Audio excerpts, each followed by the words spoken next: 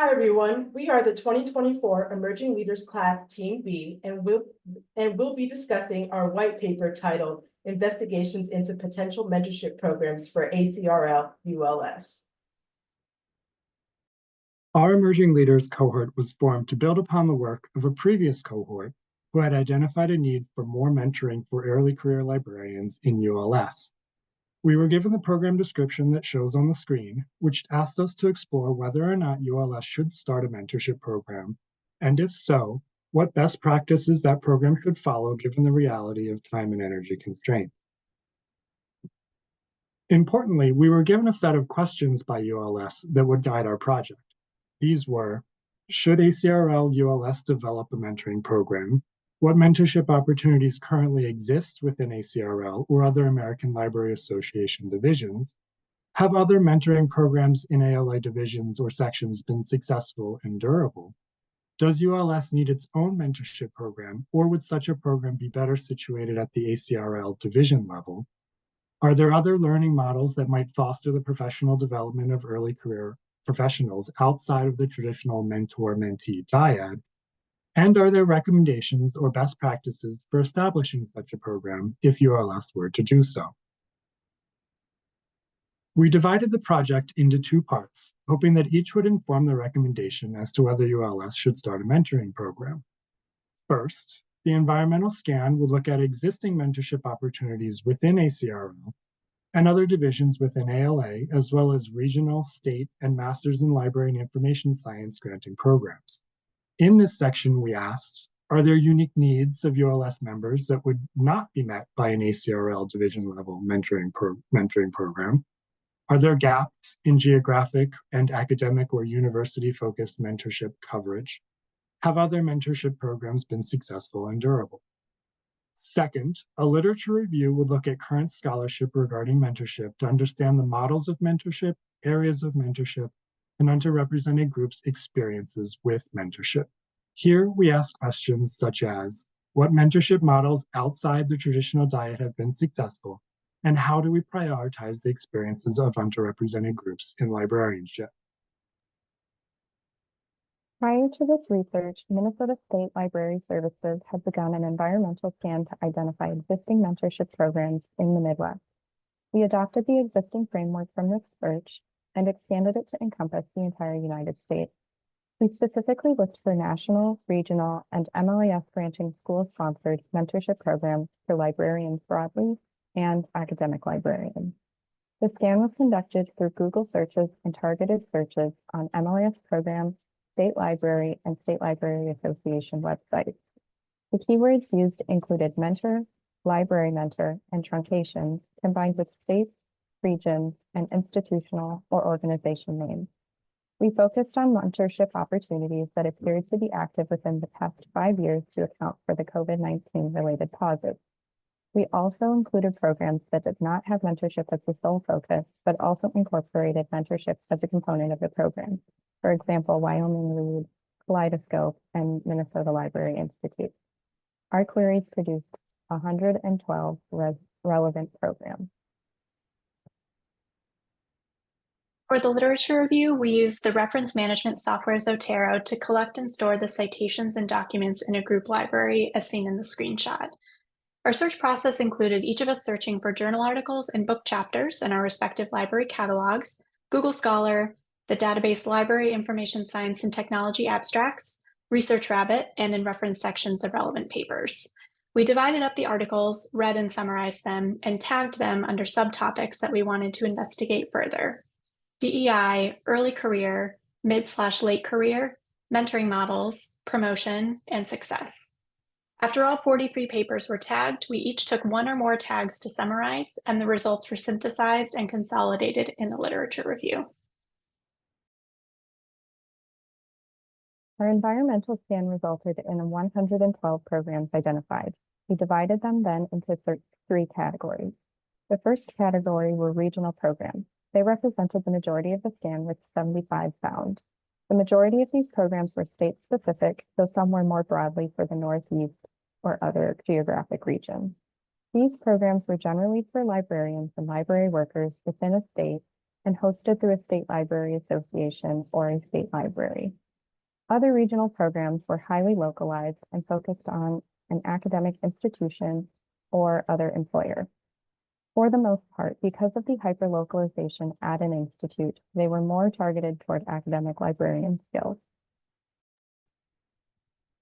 The next category that we examined was nationally offered mentorship programs. These represented about 20% of the programs in our environmental scan. Of these programs, 5 are led by other divisions of ACRL, while the regional programs focused more generally on highly localized mentorship or statewide broader library mentorship initiatives. The national programs were organized around career interests or racial affinity groups. The last category we included was mentorship programs sponsored by ALA-accredited MLIS granting institutions. As of 2024, ALA lists 55 accredited schools in the United States, excluding its territories. Of these, 15 schools hosted mentorship programs, some of which are no longer active. Ultimately, only 27% of ALA-accredited schools offered mentorship programs, pointing to an area of potential growth for mentorship at the start of the formal library career and exposure to navigating professional organizations. The literature review shows the needs addressed by library mentorship programs generally fall into 2 categories: building concrete career skills and supporting the employee's psychosocial needs, especially for BIPOC professionals. Mentorship programs often help with support for tenure and promotion processes, but because these can differ radically by institution, they are better served by institutional programs. While much of the literature describes formal dyadic mentorship partnerships with a senior mentor and a junior mentee, this model tends to reinforce existing power structures within the profession. Informal mentoring, spontaneous partnerships not sponsored by an institution, is more common and associated with more successful outcomes, particularly for librarians of color. Mentors and mentees are ideally matched with enough similarities to foster connection, but enough differences to allow for growth. Mentor recruitment is often a challenge and even more difficult for BIPOC professionals who want to mentor with shared life experience. More important than a successful match is the ability to painlessly end mentorships that aren't working. More structure in formal mentorships is associated with better reported outcomes. The overall structure should be shaped by the program, but the specifics should be decided by the mentor-mentee pair. Some mentorships formalize these goals with mentor contracts. Many programs train mentors and sometimes mentees in things like cultural competency and specific mentoring tools and techniques. Assessment through the mentorship lifecycle can ensure programs run smoothly and meet the needs of the community. While early career librarians seem to be the target audience for mentorship, in the environmental scan, we found that only 28% of programs name early career as the focus, while the remainder, over 70%, include mid-career librarians or don't specify a career stage. The impact of not having an audience is unknown and could either result in a group not seeing themselves invited to participate as a mentee or seeing no restrictions and applying. We also found from the literature review that BIPOC librarians tend to be mentored by institutions for the reasons of recruitment and retention rather than career growth and leadership. But 19% of the mentoring programs in the scan named leadership as an area of focus. This is encouraging, and if properly advertised, this could be useful for librarians who aren't getting the support they need from their own institutions to develop these skills if they know about the programs and can participate. This was a theme throughout the white paper, but the knowledge of mentoring opportunities out there is essential. While our scan illuminates existing formal mentoring programs, informal mentoring cannot be identified through this methodology. However, the literature review highlighted that informal mentoring is more common and can be more preferable to formal mentoring programs, especially for BIPOC librarians, since mentees can choose their mentors and find the right fit for them, both psychosocially and career-wise. We find that there are enough opportunities out there. It's just a matter of discovery. After assessing the findings in this presentation, here are our recommendations to ACRL-ULS. First, ULS does not need to create and host its own mentoring program. With more than 100 programs available to information professionals at the national, regional, and MLIS granting school-sponsored program level, there is not a lack of mentorship opportunities. The gap that is missing is the knowledge of all the programs available to information professionals who are looking for mentorship opportunities. This finding is supported by the Emerging Leaders Class of 2020-2021's white paper and research. Second, we recommend ULS create a web-based resource for all mentorship opportunities. This resource should be updated annually with mentorship opportunities that are currently available at every career level and should have a last updated date and a last updated schedule on the webpage to ensure the list's accuracy. Third, this web-based resource should be promoted across multiple platforms and channels, including BCALA, Reforma, CALA, AILA,